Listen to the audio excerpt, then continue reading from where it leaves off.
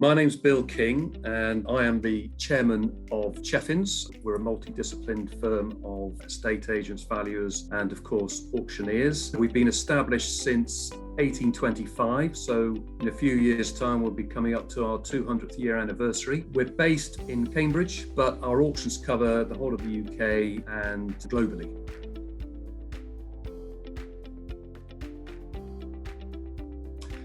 Well, being a multidisciplined firm as we are, each department reacted differently. The main thing that we focused on was keeping the business going, the safety of our staff, and ensuring the integrity of our business. So we were focused on making sure that we were in a good place. We're taking advantage of government grants and furlough scheme, and making sure we kept all our staff in a secure job.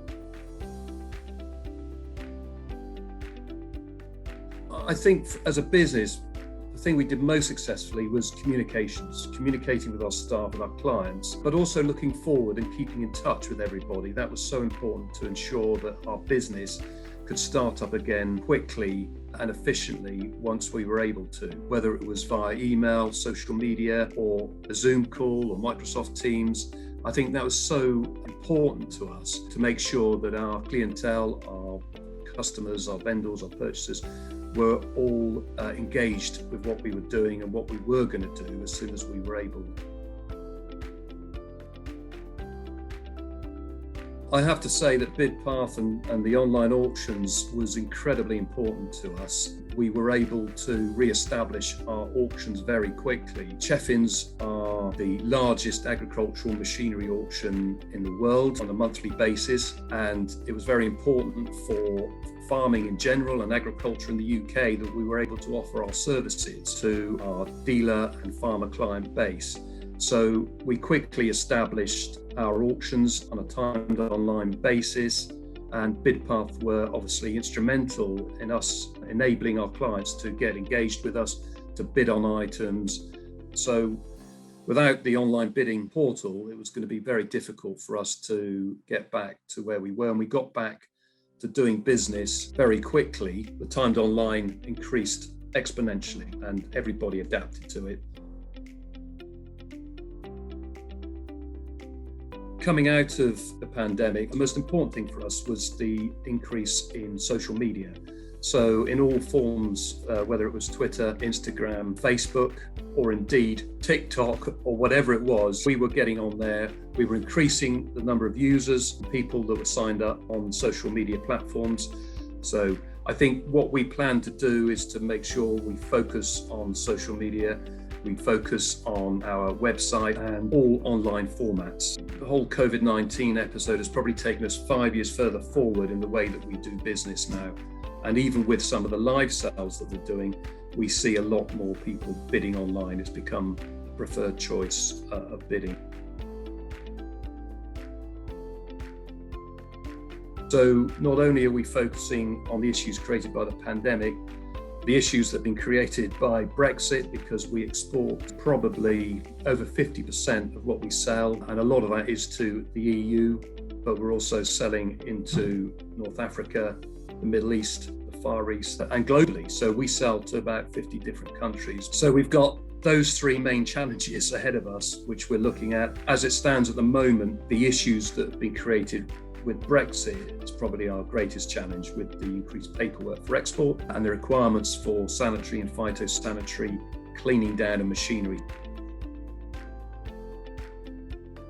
We have had to invest quite quickly into our operations here at our sale ground, but other parts of the business, the real estate side of our business, have had different challenges, which were probably more acute than they were for the auctions, because agricultural machinery auctions during the pandemic were allowed to continue to operate because we were regarded in terms of agriculture as an essential industry. So I don't know, whoever it was in government that brought in agricultural auctions that were allowed to remain open during lockdown, we need to give them a big pat on the back.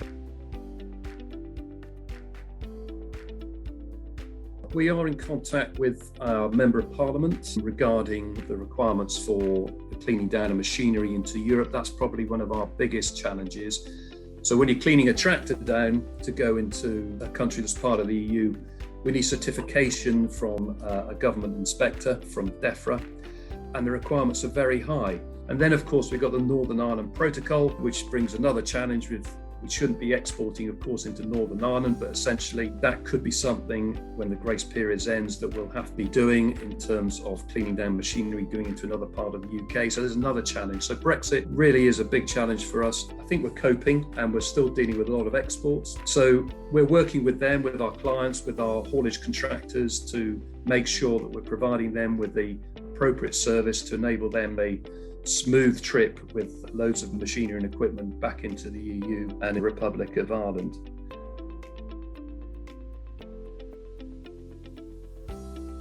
I suppose what comes to mind is that you stick to what you do best and you improve on it, and you improve as far as possible your customer care, because without your clientele, without your customers, without your purchasers and vendors, then you haven't got a business. So our focus and the advice that I would give to other people in the industry is to ensure that you look after your client base. That's so important. And I think the other thing is that you adapt with technology, and obviously BidPath have given us that opportunity to ensure that we've been able to conduct our business. We're in the most difficult periods globally since the Second World War. So we're very thankful for technology. We're very interested to see what BidPath are going to bring out next. It's been great to use the AIM technology that's come about in the last few months, and very interested to see what's next on the horizon and what BidPath can offer us going forward in terms of greater technology and greater efficiencies in the way that we do business.